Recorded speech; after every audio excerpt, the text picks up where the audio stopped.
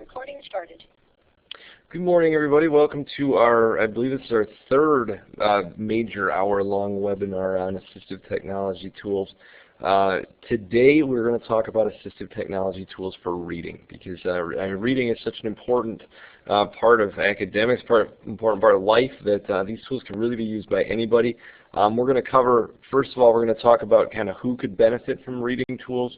We'll talk about what to look for when choosing a reading tool, and then I'll give you a little bit of a flavor of some of the different reading tools that are out there. We may cross a little bit into some of the things that we looked at in the free software webinar last month, but we'll try and not do too much overlap there. There's plenty in the commercial area that we can cover.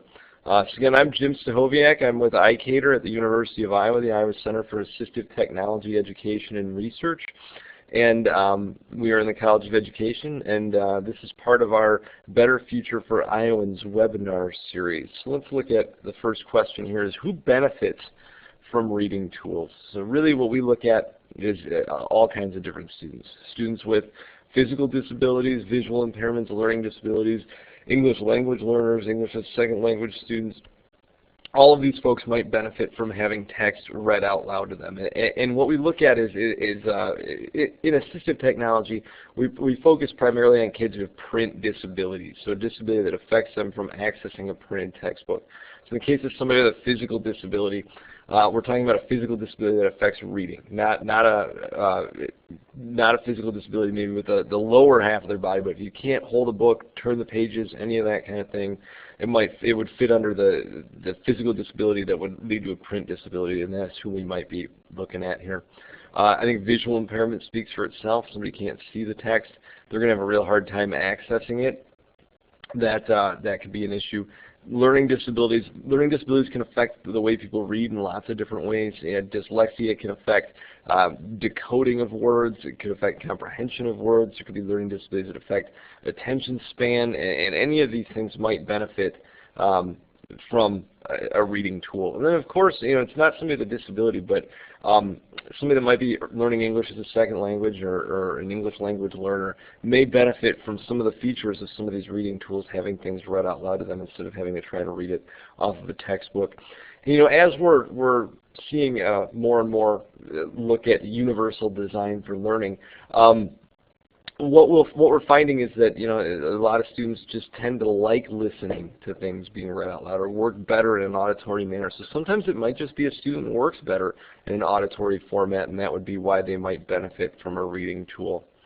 There's lots of things we want to look for with these reading tools and what they can and can't do, and we want to make sure when we're trying to set up a tool for a student, we want to make sure they fit our needs. The first thing we want to look at, and this might be one of the most important things to look at, is what can it read?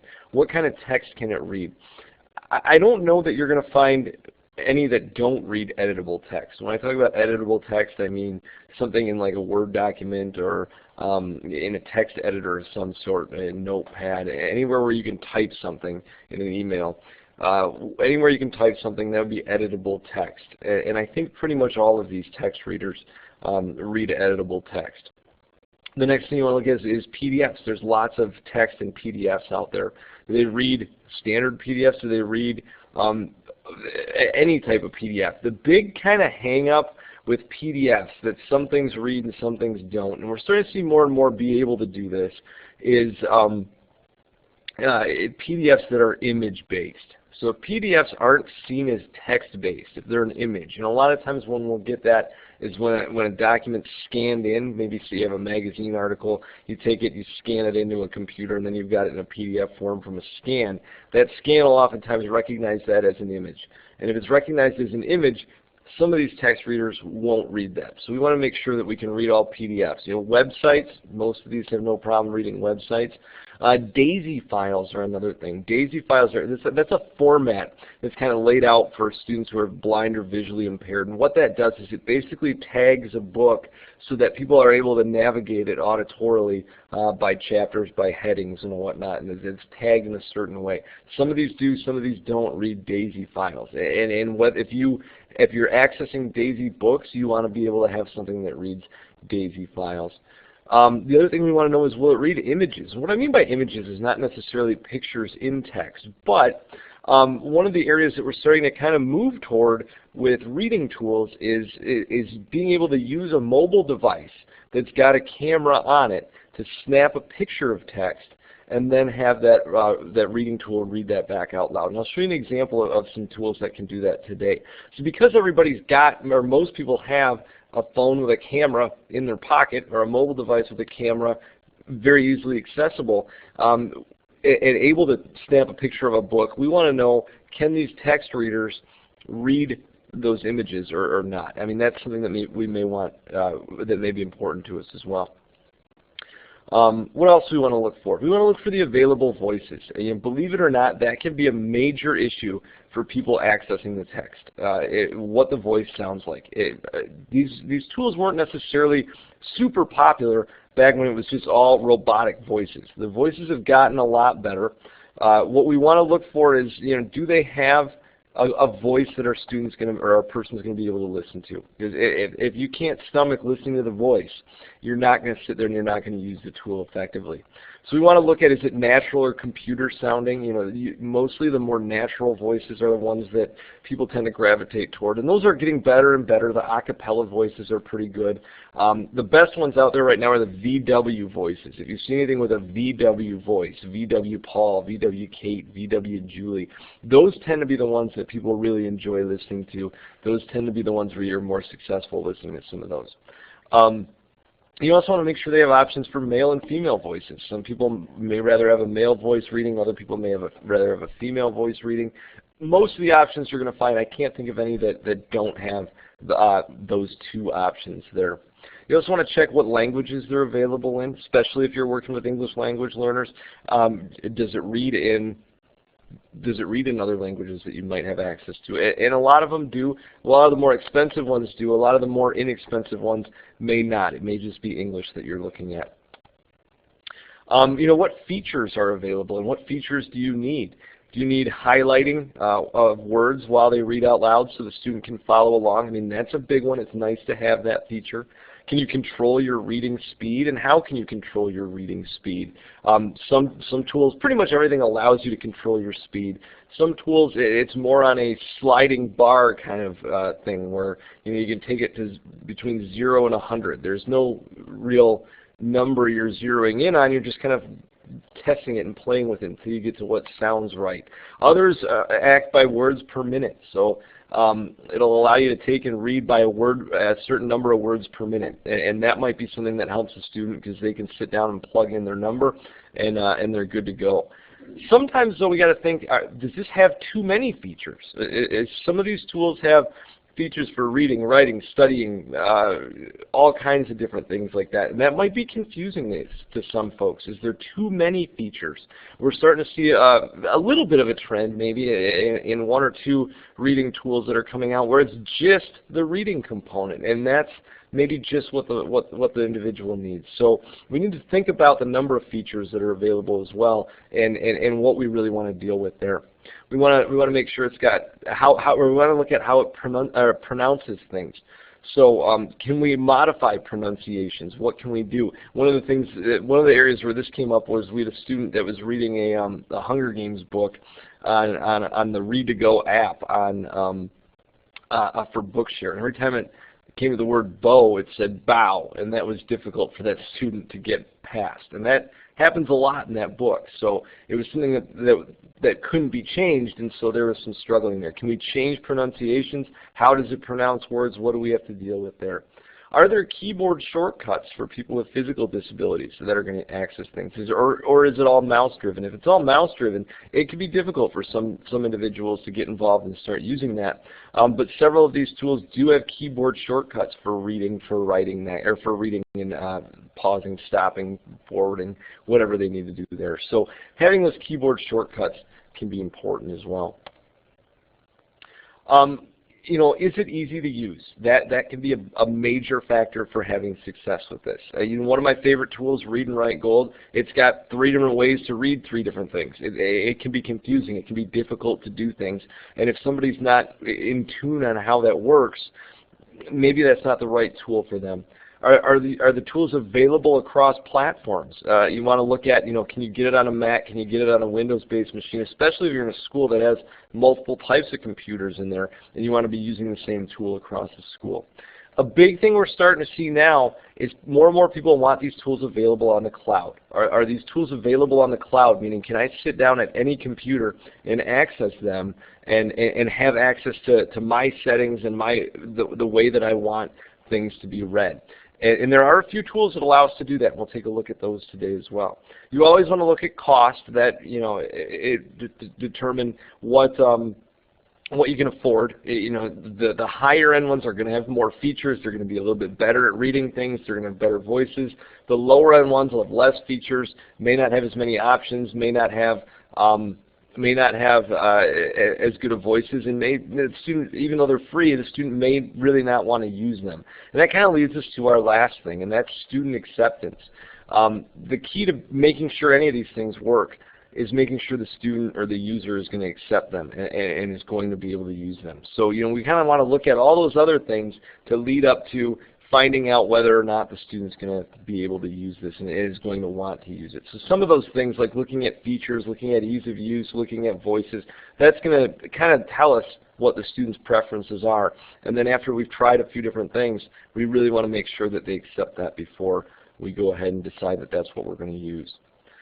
I'm going to now what I'm going to do is I'm going to share my desktop here, and I want to walk you through several different types of reading tools. If you have questions, please feel free to just type them into the chat box. Jenny will shoot them my way, and we can go from there, because I'm shutting down. I can't see the chat box now. But what I'm going to do is I want to run you through 5 or 6 different reading tools here, and we're just going to take a look at the reading component. We're not going to look at any of the writing, any of the other stuff. We'll point it out, but we're not going to look at any of that other stuff. The first one I want to take a look at is a tool called ReadWrite Gold. We'll open this up here. ReadWrite Gold, it's one of my favorite reading tools. It's got a lot of options, and that's one of the things I tend to like about it. It's a tool that the university here has purchased as a site license, so we've got access to all of this. Every computer here has access to it. Every student has access to it as well. There are definitely some downsides to it, though, and we'll see that once it opens as we get rolling here. So ReadWrite Gold is a toolbar that sits across the top of the screen. As I mentioned kind of earlier, we want to make sure it can read all different types of text, and we don't have any issues with that here. It can read all different types of text. We'll pull up a Word document here to show you kind of the beginning of this. Get this Word document opened up, and we'll show you kind of how it operates. This computer's a little bit old, so it's running kind of slow here today. Trying to run lots of different things on it too. I'm sure that doesn't really help what it's doing. But ReadWrite Gold, so we got it open on the top of the screen. As I mentioned, one of the downsides to this is there's 3 different ways to read 3 different things. It's not good. It's not easy sometimes. It can be confusing. If you have a Word document open, all you need to do is hit play. So if we hit play here, measuring the assistive technology needs of Iowans with disabilities. Executive summary. You can see it jumps in, it starts reading, it highlights while it reads. That's all good stuff so that we can follow along with what's being said here. The voice is okay. I'm going to play that again so you can kind of hear the voice. Special education service is provided to Iowa K-12. It's not terrible. It's pretty good. It's a little bit robotic. If we go and drop down here into the speech options, we can take a look at this and see what we're using is a voice called Text Help Jane. Text Help is a company that creates this software. That's what is loaded in here. We've got access to a Spanish voice here. We've got a male and a female voice. If we look at this search button here, we can see we've got access to lots of different language voices. So this will read in lots of different languages as the male and the female voice. Under this tab here, it has a pronunciation option. So we can change pronunciations of words throughout. For example, my last name, if it just ran into it, it would read it like this. It's actually pronounced Stahoviak, so you can change it here. Stahoviak. And it reads it a little bit better. It's not great still, but when I save it that way, now whenever it runs into Stahoviak, it should read it properly. So we've got the highlighting, we've got the reading, we've got the languages. The other thing that we have here that's really nice is we can set this up how we want it to read.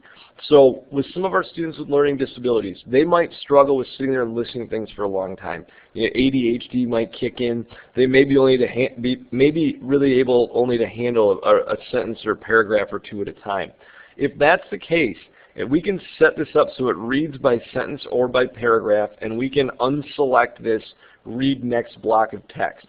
By doing that, what this does then is it'll read until it hits the end of a sentence or paragraph and then stop. And then we have to hit play again to make sure that it goes through and continues reading. That way we're not missing things that it's reading because we struggle with sitting and paying attention for real long periods of time. So we'll leave that as is right now, but that is an important option. If we go back into speech options here you can see this is where we would change our speed. You can drag it out faster, slower. You just kind of have to slide it back and forth and figure out what your optimal speed is before listening to it. And you've got an option for testing that voice here as well. So that's how you read within a Word document in here.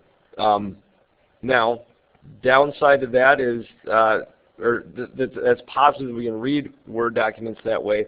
The downside here is we have to read other things different ways. If we have access to it, if we want to read a PDF, we have to go over here and open it through this button which is called PDF Aloud.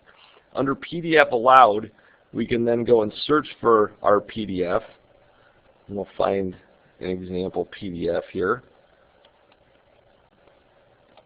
And when we do it this way now, what it's going to do is it's actually going to load the controls for reading directly into the PDF. So we're not going to be using the controls up across the top anymore. What we're going to be doing is we're going to have controls built into our PDF, and they should be, if we hit Tools here now, we should see that these tools, we should see a PDF Aloud toolbar added into this, and we don't. So this is the new Acrobat. We may be having some troubles with accessing this, but what this is supposed to do is it's supposed to add a PDF toolbar into here that we would then have the audio, these controls you see up at the top built directly into the PDF. And from there, we could hit play and we could listen to different parts of the text. Now the fact that this didn't work is okay because it allows me to show you another option for reading here. And that option is this. This is called the Screenshot Reader. The Screenshot Reader is actually a really neat tool here because this allows us to get access to any text no matter what. So even if we had text in a PDF that wasn't working, text in a PDF that was recognized as an image, text in an image that we took a picture of with our camera, we could hit the Screenshot Reader, go into our PDF, draw a box around the text that we want to have read, and let go. And what it's going to do is it's going to run a what's called optical character recognition of this text. Handbook of Research on Human And then it'll read it out loud for us. Technology, Design, Accessibility, and Transdisciplinary Perspectives. So that is really a key component of this Read and Write Gold. Even though we have to access different tools different ways, what that allows us to do is it allows us to really have access to any text, which is very helpful and a real positive component of this. If we look now, if we want, so I showed you a couple things. I showed you reading text. I showed you reading text in a Word document. I showed you reading text in a PDF. I showed you the Screenshot Reader. Let's say we wanted to read something on a website. What would we do now? Well, this is done a little bit differently as well. And here's an article on our University of Iowa website. To read this, what we'd have to do is go and hit the drop-down menu next to play and hit web highlighting. And then we just hover our text. Croaking amphibians, their decorative or ornamental reproductions. Because and it would go through. More than frogs. Right. and it reads just by highlighting the web. We don't have to hit play, we don't have to hit pause, we don't have to do any of that. We just highlight the text, and it goes ahead and reads from there. So that's another way to read. Another thing that we do have on this is an option. This button here is for the DAISY reader. So if we did have a book in a DAISY format, we could click that and open it, and it would allow us to navigate it just as we'd navigate any other DAISY book. So it does have the component to read all different file formats in here. I mean, kind of a wrap-up of this, I guess, is it has the ability to read any different file format. It has a decent voice. It's not great. It's got the slider bar that allows us to change up the speed, which is okay. It's got a lot of features. These features over here are all writing features. Then we've got our reading features. We've got study features. If we hit this double arrow, there's even more features for highlighting, for researching. There's lots of features to it. That could be a positive or a negative, I suppose, depending on what our student needs. The downside to this is it can be confusing. There's lots of different ways to read lots of different things. There's hitting the play button to read Word documents. There's PDF Aloud for PDFs. There's the screenshot reader for inaccessible PDFs. And there's the web highlighting for reading the web. So there's lots of different ways to read lots of different things. But overall, this is a helpful tool. If you need some of these extra things, this is a great thing to have. This is not available on the cloud, but the way that you can purchase it that could be helpful is you could purchase it on a USB drive, carry that with you as an individual, and then plug it into any computer and run it off that. Because what it's going to do is it's just going to run off the USB drive, so it won't have to install anything on the computer. So that's kind of how we would make that mobile. Downside of that, it could be pretty easy to lose. I'm going to open up another thing here. This is Kurzweil. What Kurzweil does, this is both Kurzweil and ReadWrite Gold are a little bit more on the expensive end. One of the things that you'll see with Kurzweil is when we open it up, it's a totally self-contained program. We're not working within other documents. What I've done here is I've opened up a Word document into it. So you can see it looks a little bit different when we open up a Word document directly into it. Now if I hit read, this is what it's going to sound like. Measuring the assistive technology needs of Iowans with disabilities. Actually a really nice voice. This uses those VW voices. You can see right over here if we hit this drop down, we got lots of different voices. At the bottom, it's VW Julie and VW Paul. One of the strengths of Kurzweil is that voice. It's a fantastic voice for listening to things. Our Word document looks a little bit different when we open it up in here. We're not actually working with a Word document. We're importing the text into Kurzweil. So it will read, but it's going to be a little bit different. It's got the capability to do that with PDFs as well. We could open up a PDF directly into this. It's going to look a little bit different, but it's going to read it within Kurzweil as our Kurzweil document. You can see here it's got a read the web option. What this does, if we click this, it adds some of the web controls from Kurzweil directly into Firefox or Internet Explorer, and allows you to read the web that way. So most of the reading is the same way. You just hit play and you listen once it's in here. I'm going to open up a textbook to show you what it looks like when we pull a textbook into this, if I can get to it real quick. Looks like I don't have access to that right now. But basically the big thing for Kurzweil is what it allows us to do is scan in text, and we'll see it on the screen the exact same way that we would see it typically. It's going to be a textbook scanned into our computer that's going to allow us to read that book out loud. What it doesn't have is it doesn't have one of those like screenshot readers like TextHelp does. So if we have text that's inaccessible, if we have an image, we're not going to be able to read text within that image. What we do is we can scan things in, and sometimes through Kurzweil. By scanning things in through Kurzweil instead of scanning it in through something else, it's going to run that optical character recognition, and it's going to show us how things are read, or it's going to allow us to read some of that text. Now, it's got lots of other things built into it. It's got a dictionary definition. ReadWrite Gold had that as well. It's got the ability to read continuously. That means we'll read it when we hit read until we hit stop or it hits the end.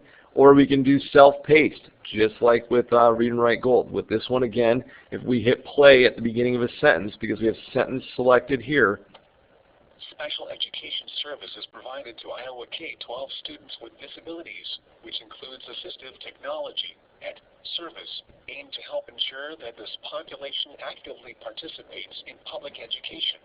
You can see when it gets to the end of the sentence, it stops. We would have to hit play and go from there.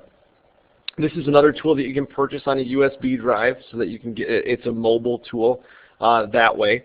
It does have a web-based component, and we'll take a look at that in just a second here. But you can see, again, the nice things about this, the nice thing and maybe a negative thing is it's self-contained, so it's all in one spot, but a negative side on that is we're not interacting with Word. We have to learn a whole new system. It does have keyboard shortcuts for reading. I'm not sure what they are offhand because I don't really necessarily use them, but it does have keyboard shortcuts for play, stop, forward, back, all of that stuff. Another nice thing here is the way that we control our speed. That's right here next to sentence. That's our words per minute right there. So we lock in whatever our words per minute is, and then we can have it read at that level. 150 is around conversational pace. Once we get used to reading at that speed, we can crank up our speed a little bit so we can get through things a little bit quicker, make it a little bit easier to access that. But having that word per minute control where we could sit down on any computer that has Kurzweil and just plug in our words per minute that we know is our number, that makes it really easy and really helpful as well. So it does have words per minute. It does have highlighting. It has a great voice. It's all self-contained. What it doesn't do is it doesn't read images very well, and it doesn't allow us to work within some of our other documents. And it doesn't have kind of that out for reading inaccessible text unless we want to go through the whole process of scanning something in. That could be a lengthy process. We could do a virtual scan. That might be lengthy as well if we just want to read a little snippet and highlight that piece. So it doesn't have that. But, you know, and I guess maybe another downside for a lot of folks is there's a lot of features in here. This could be a positive or a negative. This is all reading features. This is all studying features. This is all writing features. That may be more than what most folks need. So the expense associated with all of that could be a drawback. I will point out one other thing under Read here. We have languages. This is what it's got: English, Spanish, French, German, Italian, Portuguese, Finnish, Polish, Dutch, Swedish, Danish, Norwegian. It'll read in any of those languages. So if we have text in those languages, it will pick that up and read. So that's kind of Kurzweil. Again, it is a good tool. It's got a lot to it. It may not be right for everybody because of the amount of things attached to it, but it is a very, very good overall tool. What I want to show you is Kurzweil's online piece. And what that's called is called Firefly. They do have a website. It's fireflybykurzweil.com. Now, things can get a little bit confusing with this. You have to enter a login name and password. You can access this from any computer that's got internet access. You can access it from a mobile device as well. There's an app you can download to access Firefly. You cannot purchase Firefly on its own, however. To have access to Firefly, you have to be part of an institution that has a site license of Kurzweil. That gets you access to Firefly. So if your school has a site license, you can get in here and you can scan books in, load them into the private library, or you can access the public library. I'll open up the public library here and see what we've got. I guess I've got nothing in there. We'll go back. Let me go back to my private library then. I know I've got a book in there. We can open this up. We've got Lily's for Big Day loaded in here, a grade school type book. It's going to take a second to load, but once it's loaded, you can kind of start to see at the top of the screen here. So here's Lily's Big Day, the book scan in. It looks just like the textbook scan in. It's in color. You've got the pictures. You've got the text down here at the bottom. So up across the top of our screen is where we've got our options for within Firefly. The big one right in the middle is play pause. If I hit this, Q&A that Lily's teacher, M.R. Slinger, announced to the class that he was going to marry M.S. Shopwell, the school nurse. So we can see it reads and it highlights. It uses that VW voice, but the downside to it is it struggled through some of this stuff. It didn't really do well with Mr. and Mrs. Here it's got a little stylized font on the beginning of this word. It's going to struggle with that. Most of those readers will struggle with that. You're not going to get too many that are going to do a good job when we start looking at something like that.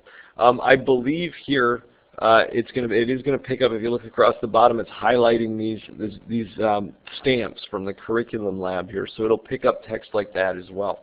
If we look under options, it does have the option for increasing our speed for reading by word, line, sentence, or paragraph. We can self-pace it. Here's all our voices, and I believe all of those are VW voices. So again, we've got real good access to voices there. And it's got just a couple other options. We can highlight text. We can look up words in a dictionary. We can translate. But the main component of Firefly is being able to read text back out loud in a cloud format. So I could go pick this up anywhere and listen to it. You could pick it up and listen to it if I gave you my password on your computer right now. Just take a look at what it sounded like and what it was like. So I don't believe that ReadWrite Gold does have some web apps that you can access for listening to things. They do have another component that we'll look at a little bit later. But this cloud piece from Kurzweil, Firefly here, does allow us to save books on the cloud, access them on any computer that we can have internet access on. But again, the downside to that is you have to have a site license from Kurzweil at your school to be able to access these. But there is an example of kind of a cloud-based reading technology. The next one I want to show you, so I've shown you two that are kind of full-fledged reading tools that have reading, writing, studying, all kinds of things like that. There has been a little bit of a movement in kind of feature reduction, and that was really started, and the leader in that right now is Don Johnson, who's created a tool called Snap and Read, which basically they made for all those students that need help with reading, but don't need all the other things. They don't need the writing, they don't need the studying, they don't need all that other stuff. So what you're going to see, what Snap and Read is if you look up in the top right corner, you're going to see a little button that looks like looks kind of like a camera lens. And I'm not actually entirely sure you can see this because it might be sharing over. You can see it. Okay. Sometimes it shares over the top in a layer over the top of a projector. It's hard to see on a projector sometimes. The way this works is it's just like the screenshot reader from ReadWrite Gold. So we can open up any text, and then we have the ability to draw a box around that text and have it read out loud. So if we open up maybe we'll open up a PDF here. We'll open up a PDF, and I can click on the screenshot reader, and it's going to give me these crosshairs. It's going to help me zero in on what I want to draw a box around. I'll click and I'll drag, and you can see it lights up around the text that we're going to have read. And then when I let go, it's going to run its own optical character recognition. Handbook of Research on Human Cognition Ankle. Start reading and highlighting. Design, accessibility, and transdisciplinary perspectives. It did okay there. On and, it read that as ankle. What it does have some issues with, it has issues with serifed fonts. It struggles with those. But for the most part, it reads and it highlights pretty well. What happens with this, where you get into some issues with this, is if you don't do a real good job drawing your box, you might get some issues with some of the text. So we could, say we drew a box like this. Handbook MNI pipe RN2N. So because I didn't get the whole word in there, it's struggling with that. What you'll see occasionally with this is you will see it will it'll draw a little red squiggly line under a word. That means it's not sure that it's going to be able to read it correctly. If it highlights it in red, it knows it's not going to read it correctly. It's just going to skip it altogether. So you do run into that. But it's really nice for doing things like reading this. I'm going to open up another document here real quick. We'll open up, this is an example of a PDF that was scanned in. So this is recognized as an image, and I can show you that by if we hit edit and we go to find.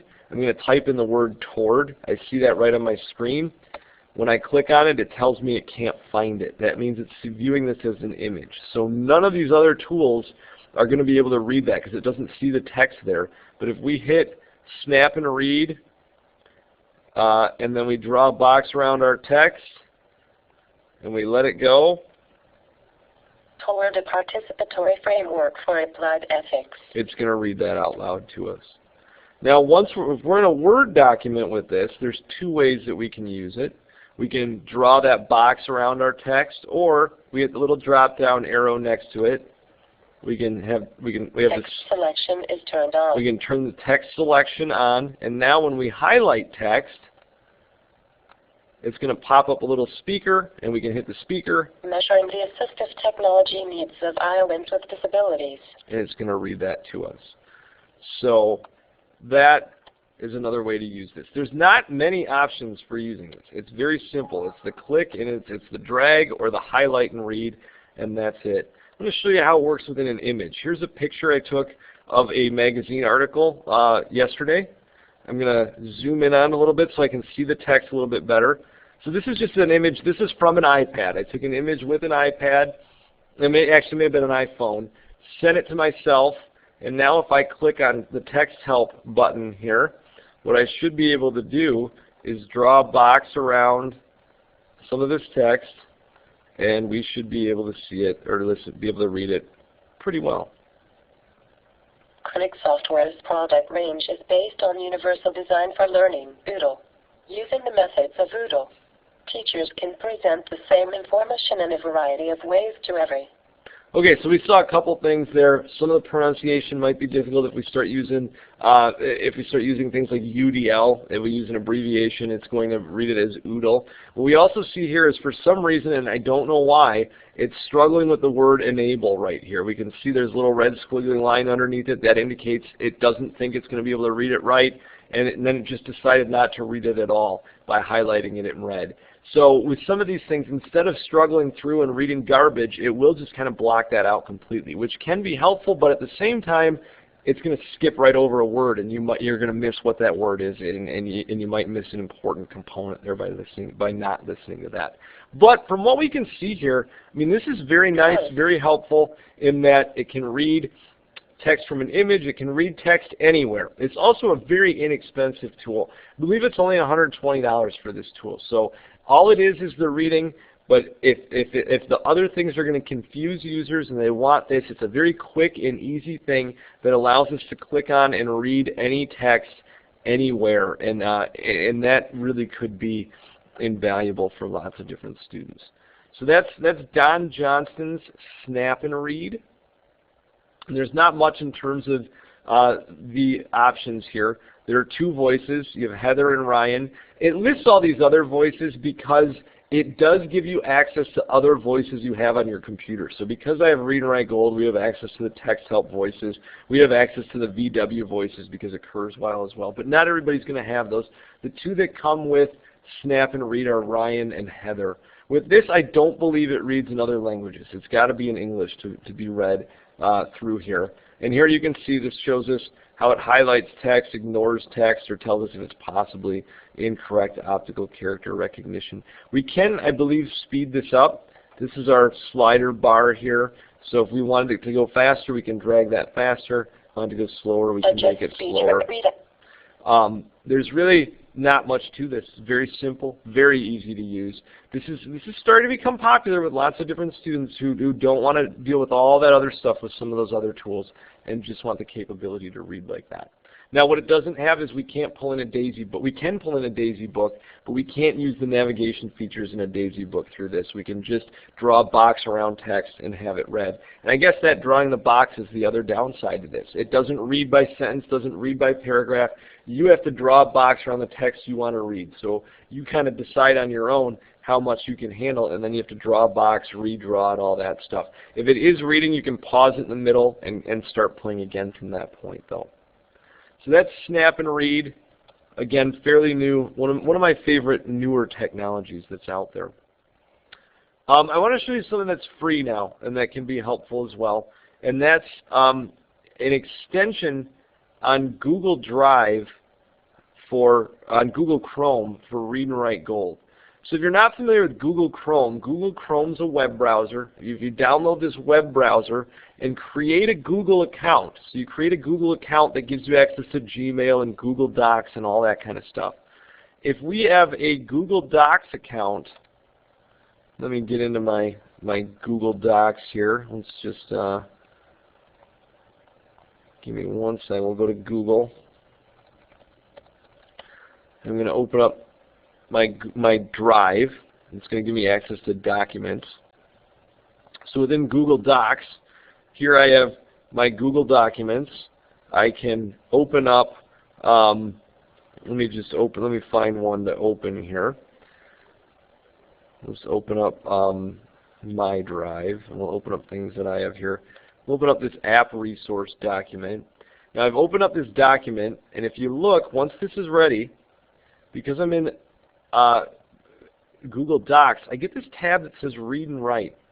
So what Read and Write is now, we've got ReadWrite Gold, we've got the reading tools built in to Google Documents through Google Chrome. So once I go and I want to read something, I can click on where I want to start, and then I can go and hit play. VoiceOver. VoiceOver is built into the operating system of the iDevice. When turned on, and I can hit stop when I'm done with that. So again, this is really nice because it's free. What this is called an extension to Google Documents within Google Chrome. So to use it, you've got to have Chrome, you've got to have a Google Drive or a Google account. And then you go to the Chrome store and you would download the Read and Write Gold for Google Docs link. Then anytime you open up a Google document, you're going to get this tab that says Read and Write pop up in there. And when you open the Read and Write pop-up tab, you get play, pause, stop, and you get a couple other components from Read and Write Gold built in. Now with this, I don't believe there's much we can do. Let's go into settings. So we can change the speed, but these are our speeds. Very fast, very slow, fast, slow, very slow, and medium. There's not much we can do with that. We don't have a whole ton of options with voices either. There's a few here, but not a ton of different voice options. Excuse me. Under continuous reading, if we uncheck that, I believe it's just going to read the line for us. So we don't have a whole lot in terms of options, but we do have a few. But it is free, and this was really neat that this is a free tool because this allows us to go through and really read anything that we have in Google Docs. Now, the second piece involved in this with Google Documents is Google Docs actually allows us, if we go over here to where it says upload, I'm going to upload that document that we looked at earlier that was the inaccessible document example that we looked at with Snap and Read. So I'm going to go hit upload, and I'm going to go look for files. And now I'm going to go to my desktop, and I'm going to pull up, let's find our Read and Write Gold example document here. Here's our Read and Write Gold example. We'll open this. I'm going to open my library example. This is an inaccessible document. Now look at this. What we've got set up in our settings, and I'll show you how to do this I'll show you how to do this in just a second. We can set our preferences so that it converts our documents into a Google Doc format. And this is the key right here. Convert text from PDF and image files into the Google Doc. So we could convert text, and if I hit start upload, it's going to go through and it's going to upload this document. It's going to actually take and convert that into text that we can then go ahead and listen to with our Read and Write Gold option within the Google Doc. Now, this is all free. I mean, that's fantastic that that option's there for free. Let me show you where we would change that. If we go into settings under a Google document here, and we go to upload settings, we would want to check all of these. So check convert the files to Google Doc, check convert the text from an uploaded PDF or image file. And by doing that, we have now taken, and if I open up if I go scroll through here and find the library example, and I open this up, let's open that up.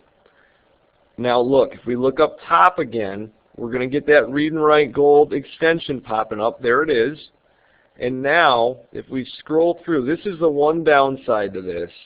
We start scrolling through, we're going to get, let's see, so here's Here's our first page. That's going to give us the image. We can't do anything with this. If we click on this, it's showing us it's a whole image. But what it does is it takes then, and the very next page is the text that it recognized from there. So if I click on the text, here's that toward. I can hit play. Toward a participatory framework for applied ethics. And it'll read that out loud. So again, we can download that read and write tool. It's free. We can load that into our text reader, or we can load that into Chrome. We can take any text and upload it into Chrome or into Google Docs, and we can read it. Let's try this. I haven't tried it yet, so I don't know how well it's going to work. I'm going to upload that image that I have of text, and we'll see. It may not work great because I think it rotated sideways, but we'll try it. I'm going to upload it in and see if it's going to work within our Google Chrome to have it read out loud. So you can see over here it's still finishing what it's doing. We'll let it upload, and when it's all set, we'll take a look and give it a try. So it's complete. Let's take a look and see if this is going to work for us. So there's our image. It's got our image there, and it came up properly. Let's scroll down and see the text. There's our text. It broke it up a little bit differently than I would have expected, but if we click here and we hit our Read and Write Gold drop down and hit play, Print Software's product range is based on universal design. It'll read that out loud. So if you're setting this up for a student, all you would have to do to make this a little bit more accessible is probably go in here and delete the image, and then you would maybe want to take a look at this and make your changes where you think the recognition could be a little bit better. Like here it rolled the word award and winning together. We can separate those. And this actually recognized pretty well what this was looking like. So this is a nice free way to take text and put it into a digital format and have it read out loud. So just one more time, I'll just reiterate. The way you do this, what you need is you need to download Google Chrome. You would then have to have a Google account. So you'd have Google Drive, Google Docs. You go to Chrome Store and you download the Read and Write Gold plugin or extension or whatever they happen to call them. If you just Google Read and Write Gold for Google Docs, it'll take you right to it, and it'll load it directly into your browser itself. So that anytime you open the Google Doc or a Google Doc, you'll have that Read and Write tab there that you can use. Then within Google Drive, we have an upload button. If we have our settings set correctly, we can upload any text from an image or a PDF directly into Google Docs and have it read out loud. So we've looked at several options today. We looked at Read and Write Gold and Kurzweil, which were both kind of higher end, more expensive tools that allow you to read any text. We looked at Snap and Read that allows us to read any text, but it's only the reading component, and we've got a little bit more we've got to do with it. We looked at Firefly, which is a cloud-based system for reading text. And we looked at Google, the Google Drive and the Read and Write Gold extension for Google Docs, which is helpful as well. Within that, again, that's also a cloud-based thing. You go into any computer that's got Google Chrome, you open it up and you sign in, and you'll have that Read and Write extension there, and you'll have access to any of your Google documents as well. So that could be a great help, a great tool for reading and being able to access things anywhere as well. I'll just point out, and I talked about each of these in a previous webinar. So if you want to see how these work, you can take a look at the webinar on free and inexpensive tools. Nook Study is a free tool that does read things as well. We have to download them from Barnes & Noble or open them into Nook Study. It's got a pretty good voice. It's fairly limited in what it can do. Read Please and Natural Reader are two other free ones. Again, very limited in what they can do, but they do give you free access to reading text out loud. So again, you can see those and how they work in a previous webinar on free and inexpensive tools. But what I wanted to show you was just some of those 4 or 5 big ones we looked at today. Read and Write Gold, Kurzweil's Firefly, Snap and Read, and the free tools from Google Chrome. Are there any questions on the things that we looked at today? I guess one other thing that we also have talked about in the past, and you can look at in the Bookshare webinar, is there's a couple free readers through Bookshare that allows us access to Bookshare books that we can have read out loud. If we don't have questions, that's going to do it for today. That'll wrap it up today. I hope it was helpful to see some different examples of text readers. If you have questions after the fact on any of these, or would like to come to ICATER and try them out, you're certainly able to contact me at james-stachowyak@uiowa.edu. Thanks for attending today, and we'll hope that you keep following us on our weekly app webinars. And on March 18th, we'll do our next hour-long webinar. This time it'll be on universal design for learning. I think we'll look at principles and implementation. So thanks, and have a great day.